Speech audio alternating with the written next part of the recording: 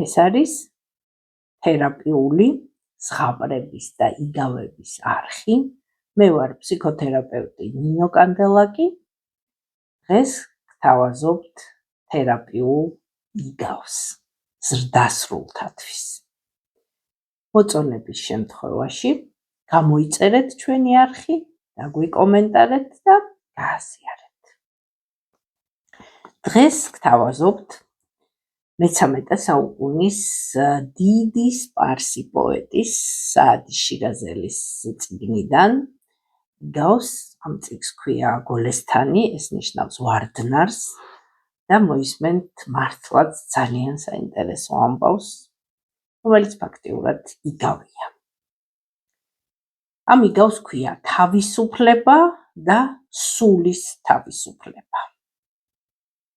ერთ დროს, როდესაც ხალიფა აბასი ტახტზე ახლად ასული იყო, დიდებულების ნაწილმა ამბოხება მოაწყო. ხალიფა ერთი მხრივ ამბოხებულებს ემუქრებოდა, მეორე მხრივ კი მეგობრებს უყვავებდა და სიკეთისკენ აგულიანებდა. ასკეტებს, შეიხებს, ტომებისა და ძლიერი დაჯგუფებების მეთაურებს საჩუქრებს უძღვნიდა და ჰპირდებოდა, რომ ჩაგვრელებისა და ჩაგრულების საქმეებს მოაგვარებდა, რითაც ძალაუფლებას საყრდენს გაუმყარებდა. ერთ-ერთ კაცს, სახელად სპარს შეიხს, რომელსაც ხალიფამ საჩუქარი გაუგზავნა, სკოლა ჰქონდა. მოწაფეები და შეგირდები ჰყავდა და ქალაქში ღირსეული სახელით იყო ცნობილი. შეიხი ღვთისმოსავი და დინჯი კაცი იყო და საჩუქრებს უსაფუძვლოდ არასდროს არავისგან იღებდა. ხალიფას გამოგზავნილი ძღვენი არ აიღო და მოიბოდიშა, რომ არ იცოდა რისთვის უძღვნიდნენ. შიკრიკს ასე უთხრა: ჩვენი საქმიანობის დასაყრდენი საჩუქრის აღება არ გახლავთ. ხალიფას მოახსენეს. გაიფიქრა, მართალს ამბობს, მის საქმეს მყარი საყრდენი აქვს, სკოლის ხარჯები მოგვარებულია, იქნებ არც კი იცოდეს საიდან. როდესაც ძღვენი ხელმეორედ გაუგზავნეს, ხალიფამ შეუთვალა: ჩვენი ვალია შორს მყოფები სიკეთით მოვიხსენიოთ, ხოლო ამაში არავითარი წინასწარ განზრახვა არ გვიდევს. შეიხმა უპასუხა: მადლობელი გახლავართ, მაგრამ მე ხარჯები არ მაქვს. სკოლა შესაწირავით იმართება და დახმარებას არ საჭიროებს. უმჯობესი იქნება შეჭირვებულები მოძებნონ და ხალიფის ძღვენი მათ გადასცენ, რათა სათნო საქმეს მოხმარდეს. ამჯერად ხალიფას შიში დაეუფლა იმის გამო, რომ ეს კაცი საჩუქარს არ იღებდა. რამე ხომ არ ჰქონდა ჩაფიქრებული? შემდეგზე რაღაც საბაბით ფული გაუგზავნა. შეიხმა კვლავ უარი თქვა და ასე შეუთვალა: რადგანაც გაჭირვება არ მაქვს, ამ ძღვენს ფლანგვად მივიჩნევ. ფლანგვა კი ხალიფასთვის შეუფერებელი საქციელია. მისი წყალობისა მადლიერი ვარ, მაგრამ სკოლა რიგიანად მუშაობს. მე კი ჯამაგირი მეძლევა. ასეც რომ არ იყოს, სახლში დავჯდებოდი. მე ის კაცი არ გახლავართ, დიდებულებს გავურიგდე. ამჯერად ხალიფა უკვე გვარიანად დაშინდა და შეფიქრიანდა. ეტყობა რაღაც ხდება, რადგანაც თავს ასე შორს იჭერს და ჩემთან ურთიერთობას ერიდება. იქნებ ჩემს მტრებთან არ თანამშრომლობს, მაგრამ ჩემთვის ხალიფობაც არ მოულოცია. თუ არ ვძულვარ და რამედ ვუღირვარ, საჩუქრებს რადან უნდა მართმევდეს? მეგობრები და ახლობლები უხსნიდნენ, რომ ეს კაცი მართალია. ეს კაცი სკოლაში ასწავლის, მაგრამ ამავე დროს ასკეტიც არის. ესე იგი ისეთი კაცია, რომელიც არავითარ სარგებელს არ ეძიებს და თავისი საქმიანობისთვის მხოლოდ ღვთის კეთილგანწყობას მიელტვის. ამიტომ არავის აწუხებს. ხალიფა კი ამბობდა, რადგანაც ჩვენ მისგან არაფერს მოვითხოვთ, საჩუქარზე უარის თქმა ხალიფატის შეურაცხყოფაა. მართალია მტერი არ არის, მაგრამ მეგობრობა ბევრად აჯობებდა.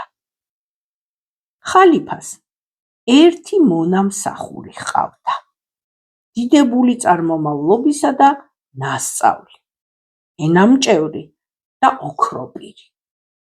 მასში ძალიან ბევრი გადაეხადათ და სასახლეში მსახურად კი არ მიაჩნდათ, არამედ ღირსებისა და სანდოობის საფუძვლად თვლიდნენ.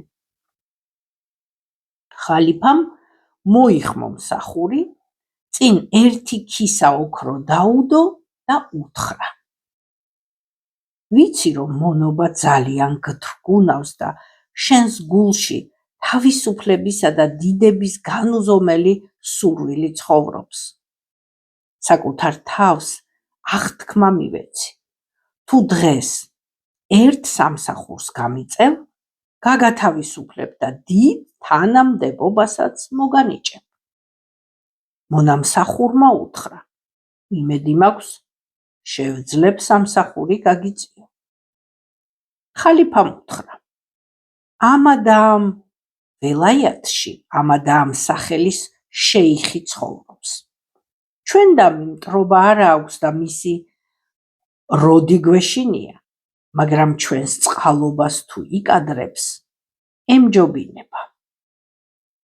რადგანაც არავისგან ძღვენს არ იღებს, წადი და შენი მოქარგული ენით ეცადე ეს ერთი ქისა ოქრო ხალიფის საჩუქრად მიიღოს და გულს მღელვარება არ გააკაროს. მისგან არავითარ პირობას და შეთანხმებას არ ვითხოვ. გახსოვდეს, რომ შენი თავისუფლება ამ სამსახურზეა დამოკიდებული. ნახოთ, შენს ტკბილ მოუბარსა და კეთილ ენას როგორ გამოიყენებ და რას მოახერხებ. მონამსახურმა უპასუხა: იმედი მაქვს, მოვახერხებ. ქისა ოქრო აიღო, ცხენს მოახტა და შეიხის ველაიათის გზაზე გააჭენა. მთელი დღე იარა და შეღამებულზე შეიხის სახლს მიადგა. მთელი ოსტატობა და ენის სიტყვოება გამოიყენა. ყურანის ჰადისებიდან და აიებიდან დაწყებული ისტორიული ამბებითა და თავგადასავლებით დამთავრებული. რაც კი იცოდა, ყველაფერი ჩაარაკრაკა. შეიხს ებაასა თავისი თქვა და მისი მოისმინა. შეიხი ბოდიშობდა და ლოგიკურ მიზეზებს საბუთად იხმობდა. ხალიფას მადლობას უძღვნიდა, მაგრამ საჩუქარს არ იღებდა. მონამსახურმა თავი უმწეოდ იგრძნო და შეემუდარა: ო ხოჯა, სიმართლეს არაფერი სჯობს. სიმართლე კი ისაა, რომ თუ შენ ამ ძღვენს აიღებ, მონობისგან მიხსნი, თუ არა და მონად დავრჩებ. ხალიფა ხომ შენგან არავითარ პირობას არ ითხოვს, არც არაფერს გერჩის. ამით მხოლოდ სიმშვიდეს მოიპოვებს. რით იქნება ცუდი ეს საჩუქარი რომ აიღო, თუ შენ არ გჭირდება, უპოვრებს და ურიგე. და მეც შეიხის დაპირების თანახმად თავისუფლება მომანიჭე. ამ ამბის შესახებ ხომ არავის ეცოდინება. შეიხმა უპასუხა: თავისუფლება სულის თავისუფლებაშია. ჩემთვის სულ ერთია, ვინმემ იცის თუ არა. ჭეშმარიტი სიხარული იმაშია, რომ ადამიანი თვითონ მიიჩნევდეს თავს უმწიკლოდ, თვითონ იყოს საკუთარი თავით კმაყოფილი. მე ხალიფასგან დავალებული არა ვარ.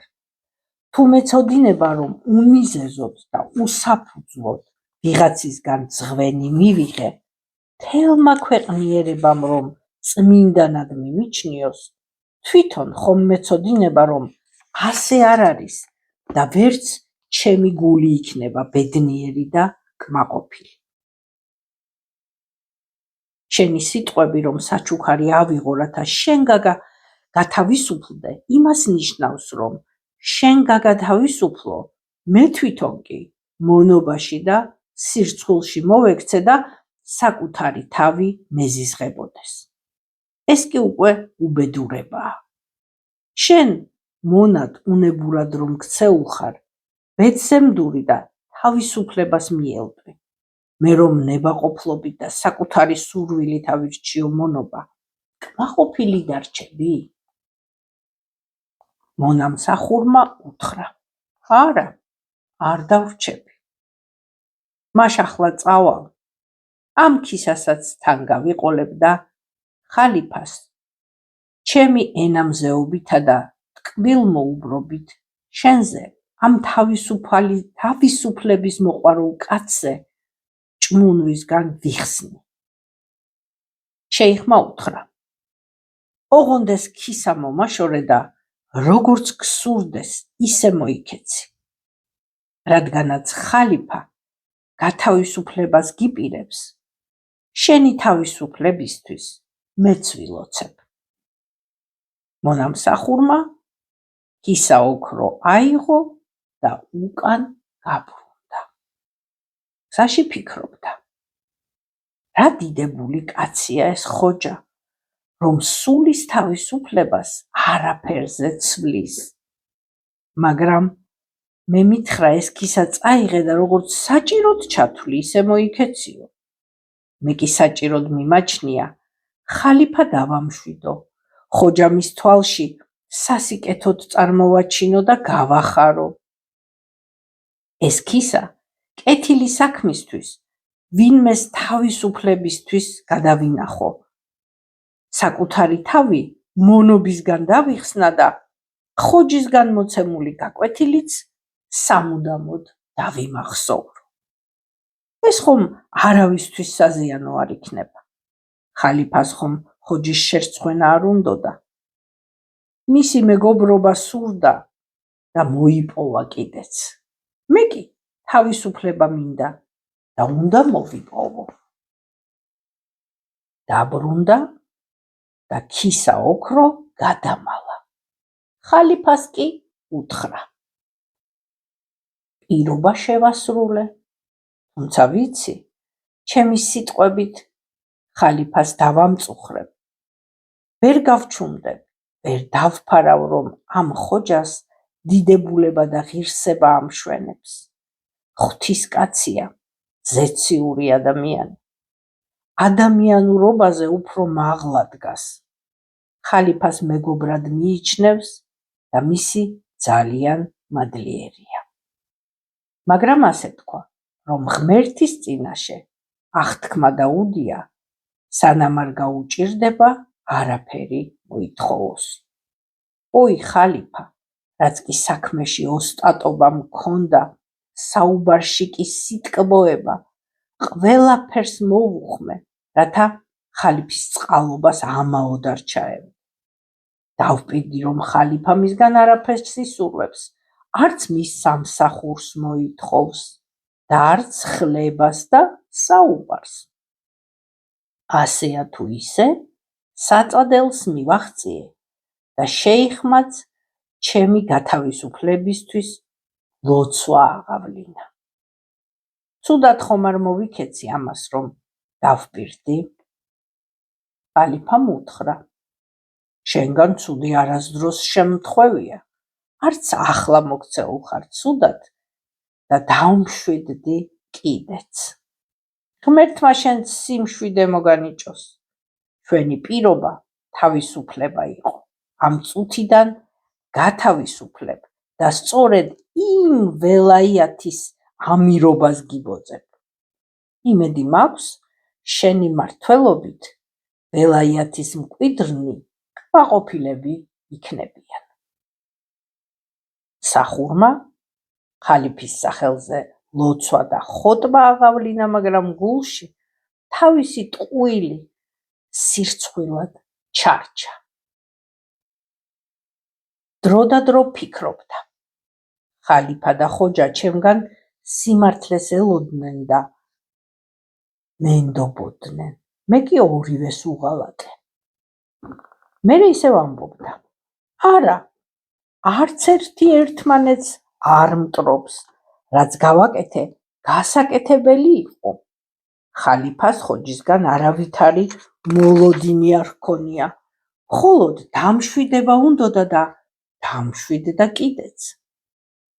შეიხიც თავისას აკეთებს, ფული არა უღია, პირობა არ დაუდია და ისევ სულით თავისუფალი დარჩა. აქ ხომ სირცხვილი და ჩაგვრა არაფერ შუაშია. მაშ მე რატომღა უნდა მრცხვენოდეს? მერე კვლავ ეჭვებში ვარდებოდა. შეიხს ხალიფის თვალში ღირსება ჰქონდა. მე კი ეს ღირსება შეულახე. პასუხად ამბობდა. შეიხი საკუთარ თვალში დამცირებული არ არის, მის დიდებულებასაც არაფერი დაჰკლებია. ჩემი პატივისცემაც დაემატა, ასე რომ საშიში არაფერია. სახური იმ ველაიათში ამირად დაინიშნა. შეიხის მოსანახულებლად ერთადერთხელ მივიდა და უთხრა. არ ვიცი შენმა ლოცვამ გაჭრა თუ სხვა რამ მიზეზი იყო. ხალიფამ რომ თავისუფლება მიბოძა და ამ ველაიათში გამომგზავნა. ყოველ შემთხვევაში მუდამ მახსოვს, რომ თავისუფლებას დიდებულ რამედ მიიჩნევდი. შენი გაკვეთილი არასდროს დამავიწყდება. გავიდა წლები და გათავისუფლებული მსახური იმ ველაიათიდან სხვა ველაიათში გაგზავნეს. იქ იყო სანამ ერთ დღესაც ამბოხება არ დაიწყო. ერთმა ამბოხებულმა მეზობელმა შეიხის ველაიათი დაიპყრო და იმის შიშით, რომ მმართველებს მიემხრობოდნენ, ცნობილი ადამიანები ქალაქიდან განდევნა. შეიხიც, რომელსაც ყველაფერი ჰქონდა, მოწაფეებიც ყავდა და სახელგანთქმული კაციც იყო, სხვებთან ერთად შეიპყრეს. ამ ამბავმა იმ ქალაქამდეც მიაღწია, რომელსაც გათავისუფლებული მონამსახური მართავდა. ეს ამბავი რომ შეიტყო, მონამსახურმა მართვის სადავე შესაფერის ხალხს გადააბარა, გადანახული ქისა აიღო და სასწრაფოდ გაემგზავრა შეიხის ველაიათში.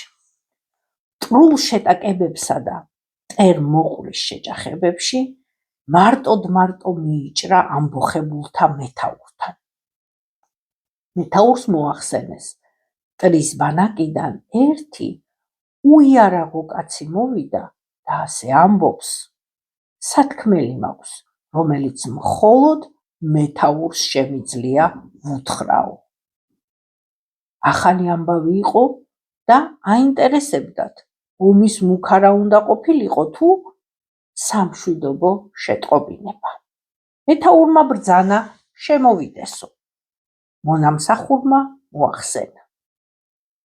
ომი და მშვიდობა ცალკე საკითხია. მტერმოყრობა კი ცალკე. მე ერთი ვალი მაქვს, რომელზეც მინდა მოგახსენოთ. ხალიფისა და შეიხის ამბავი უამბო და დაამატა. აი ის ქისა, რომლითაც მე თავისუფლება მოვიპოვე. ესა და ეს შეიხი კი, რომელიც თქვენს ტყვეობაშია, თავისუფალი კაცია, მონობის მოძულე. იმდენად უბოროტო ვერც კი წარმოიდგენთ. თუ კი თქვენ ვაჟკაცობისა და სულიერი თავისუფლების მარცვალი გაგაჩნიათ, ამ ქისის საფასურად შეიხს თავისუფლებას მიანიჭებთ. მაგრამ თუ ამას ვერ მიხვდებით, მე მის თავისუფლებას საკუთარი ტყვეობით გამოვისყიდი, რათა სირცხვილისგან თავი დავაღწიო. ამბოხებულთა მეთაურზე მსახურის სიტყვებმა შთაბეჭდილება მოახდინა და უთხრა: შენს სიტყვებს გულწრფელობის სუნი უდის. არც მე ვარ ვიღაც მონამსახურზე ან ერთ შეიხზე ნაკლები კაცი. ამიტომ გაუშვებ, რათა ასეთი თავისუფალი კაცი მონობაში არ დარჩეს. არც შენ შეგეხებით, რადგან სამტროდ არ მოსულხარ. ვალის ამბავი გვიამბე. ქისას კი გამოგართმევ, რადგან ხალიფას და შეიხს ის არ სჭირდებოდათ. მე კი დამჭირდება. მსახურმა ვალის ამბავი თქვა და შეიხთან ერთად შინ დაბრუნდა. ხალიფასთანაც აღიარა ამის შემდეგ. აღიარა და მოუყვა მთელი სიმართლე. ამის შემდეგ კი მტერმოყვარეს შორის უფრო მეტი ნდობით სარგებლობდა და მშვიდობასა და სიკეთეს ამკვიდრებდა. ასეთი იყო დღევანდელი იგავი სულის თავისუფლებაზე, რომელიც ეხება ჩვენს სინდისის ხმას, რომ ის ყოველთვის ჭეშმარიტებას გვეუბნება და ეს სინდისი ჩვენშია, არსად არ მიდის, უბრალოდ ყოველთვის აფიქსირებს ჭეშმარიტ ხმას და ყველა ადამიანი გრძნობს და ესმის ეს ხმა და ზუსტად ამაზეა ეს იგავი, რომ როგორ მოსწონს ადამიანს საკუთარი თავი, როცა ღირსეულად ცხოვრობს და უსმენს თავისი სინდისის ხმას. თუ მოგეწონათ ეს იგავი, დაგვიკომენტარეთ, თქვენი აზრი მოგწერეთ, რას ფიქრობთ ამ თემებზე, გამოიწერეთ ჩვენი არხი და გააზიარეთ.